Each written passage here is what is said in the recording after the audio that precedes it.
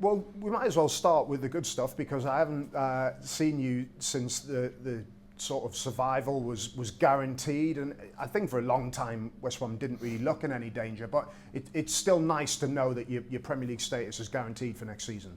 Yeah, now it's like confirmed, of course. But I think media pundits suggested it happened before we believed it had happened. Obviously. I think it was just before the last international break. We had some good results, beating Stoke and Southampton at home, and then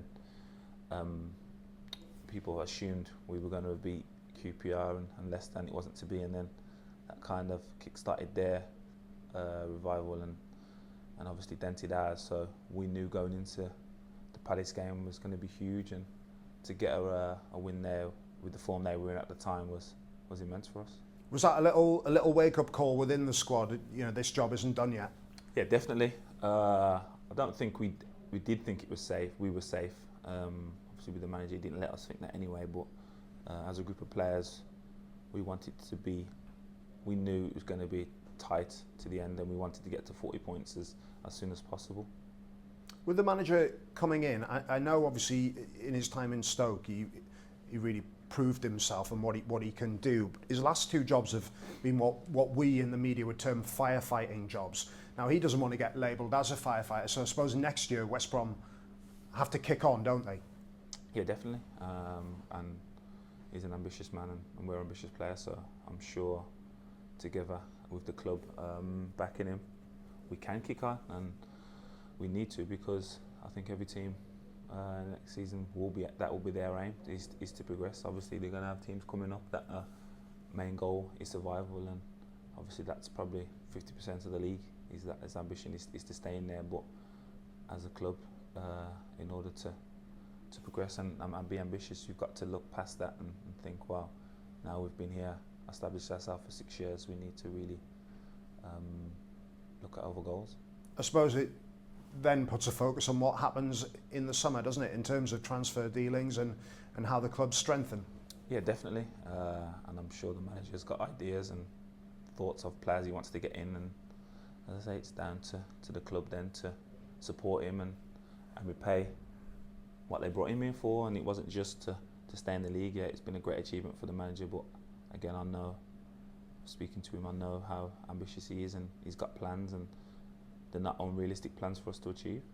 Is that a good position for you to be in as a senior figure within the squad, that you can go and speak to the manager about that sort of thing? Yeah, definitely. From the first moment he came, we had a conversation, and he stressed the responsibility he wants to put on me, and I'll put on myself. And thankfully for both of us it's worked, and obviously long may it continue. Chelsea on Monday. What have you made of them as champions? Very good. Again, people stressing that they're not playing that attractive football, but they've done the job, what they needed to do, and throughout the season they've been the best team. So just congratulate them, and I think with the manager and his thoughts, I'm sure a team like that, they'll be looking to progress, and they'll have different end goals for next season. One of them will be to win the league, but coming Monday, I think both teams achieving their ambitions for this year, it could be a good game, with both teams being able to express themselves a bit more. Well, that's it, isn't it? It's the final home game of the season for you as well, so you want to sign off with a flourish as well. Yeah, of course. But not only that, we don't just want to go out there and be entertaining for the fans and win or lose 4-3. We want to be professional about what we're doing.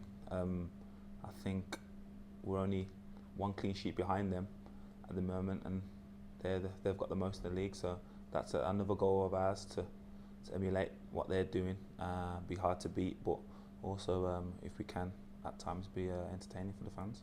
How important has that clean sheet record been for you, and how important can it be for any team to build on? Because if you keep a clean sheet, then you're only ever one goal away from 3 points. Yeah, there you go, and I don't think it's stressed enough how important, because on average everyone says 40 points is safe, but the teams down the bottom, we've kept 15 I think this season, so there's 15 points regardless of if we'd scored or not. So I think down the bottom it's more important to keep clean sheets, because if you didn't concede any in any game of the season, you'd have 38, and I think you'd stay up. So for us personally, and as a defender, it's vital that we keep clean sheets, and it's a massive part of the game that I enjoy.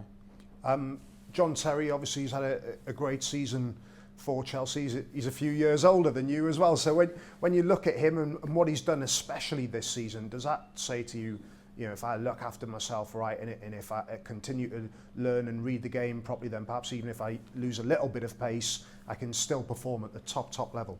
Yeah, definitely. I think he's been a great player for Chelsea, not only this year, and I think it's highlighted the fact that he's a little bit older, that he's getting a bit more plaudits. But for me, he's played like that for a number of years. He hasn't played any different than he has played this year. He's always been a top professional and a top player. So yeah, you kind of look at them players and think, well, if you emulate what they do, then you could be around a lot longer. But I've had to manage myself for a number of years now, so it's no different. Obviously, it's a little bit harder each year, but I still feel reasonably well, pretty good. So I'm confident that I've got a few more years left in.